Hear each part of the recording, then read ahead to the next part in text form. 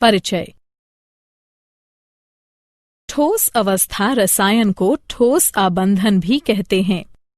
रासायनिक आबंध एक आकर्षण बल होता है जो दो कणों, परमाणु, अणु, आयन को परस्पर संलग्न रखता है, जिससे नया ठोस बनता है।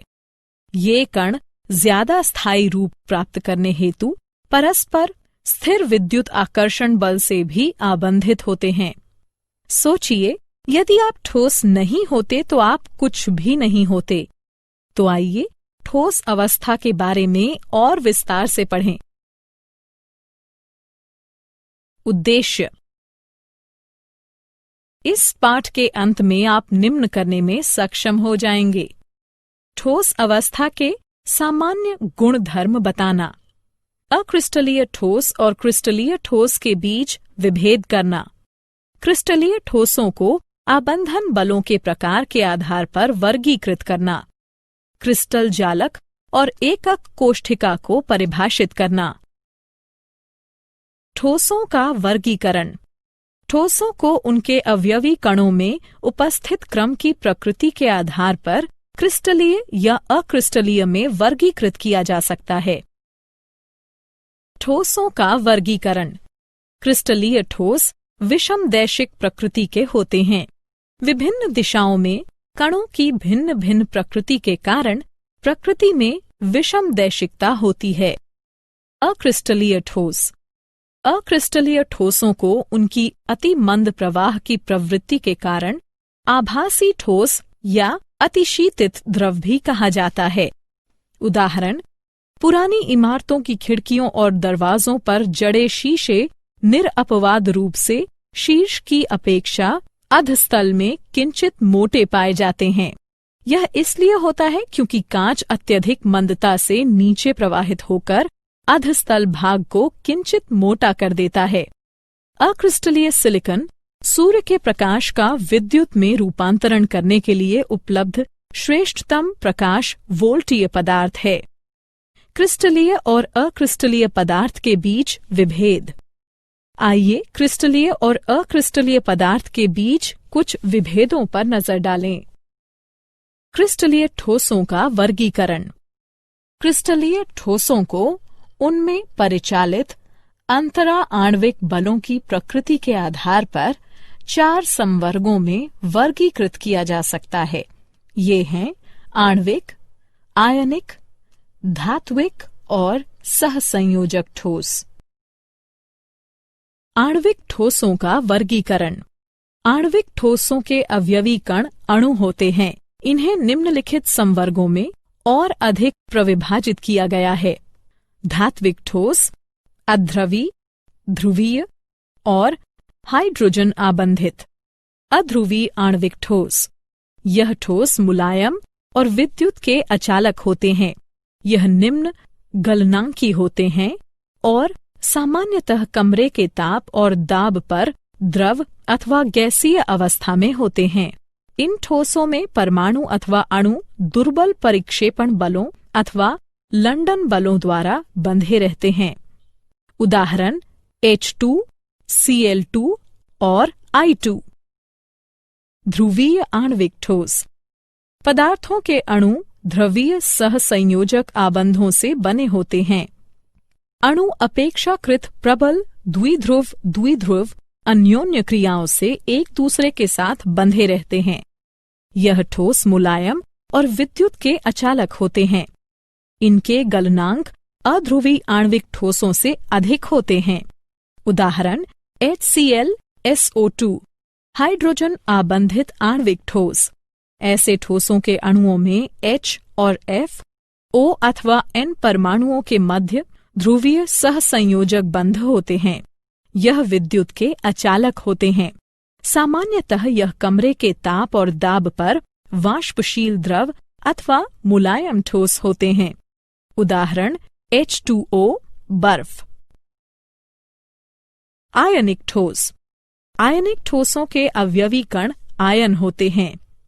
ऐसे ठोसों का निर्माण धनायनों और ऋणायनों के त्रिविमीय विन्यासों में प्रबल कूलोमी स्थिर विद्युत बलों से बंधने पर होता है।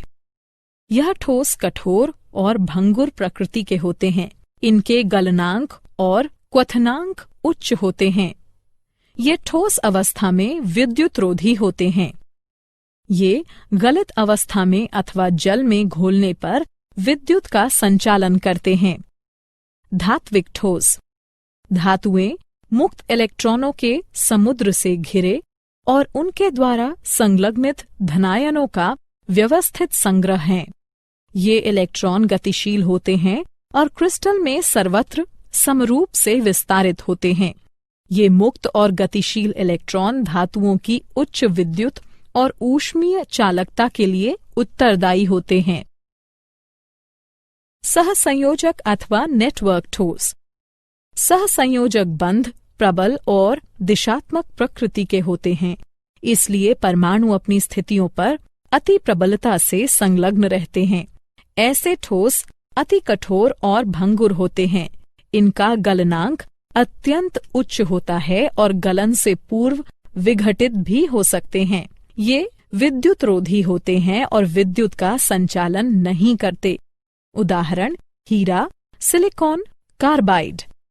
ग्रेफाइट कार्बन परमाणु विभिन्न परतों में व्यवस्थित होते हैं और प्रत्येक परमाणु उसी परत के 3 निकटवर्ती परमाणुओं से सहसंयोजक बंधन में होता है, जो कि एक दूसरे के ऊपर सरक सकते हैं।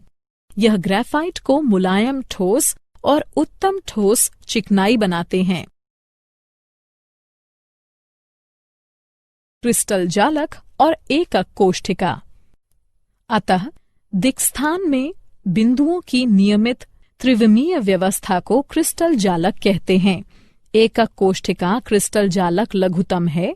इसे जब विभिन्न दिशाओं में पुनरावृत्त किया जाता है तो पूर्ण जालक की उत्पत्ति होती है। प्रत्येक एकक कोष्ठिका के अभिलक्षणिक गुण निम्न हैं। 1.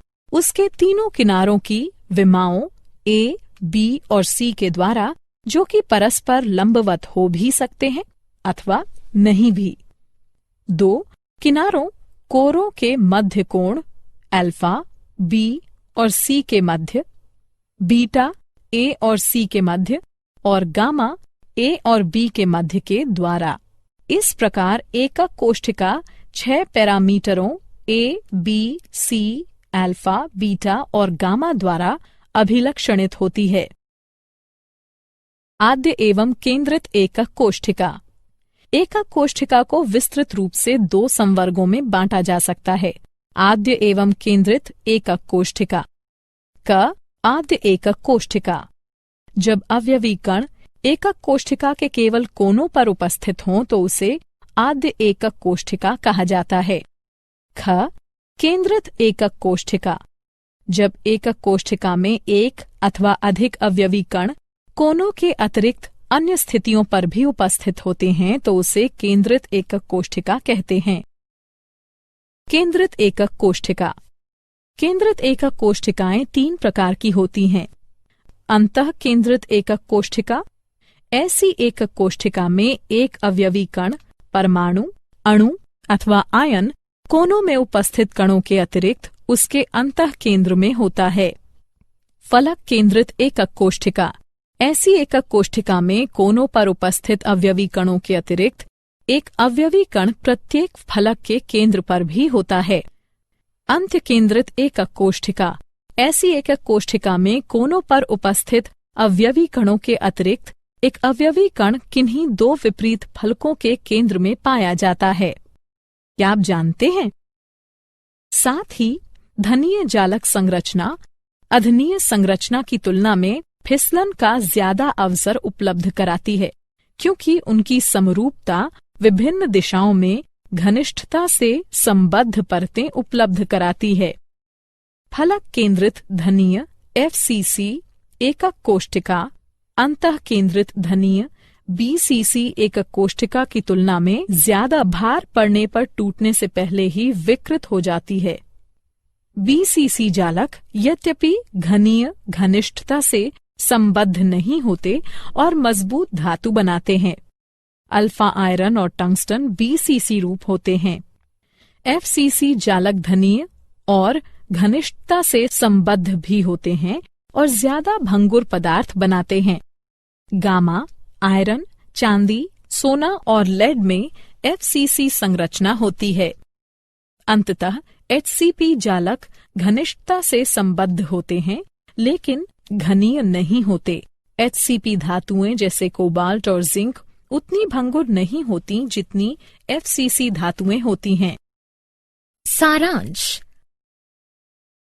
आइए हमने जो कुछ सीखा है उसे संक्षेप में दोहराएं।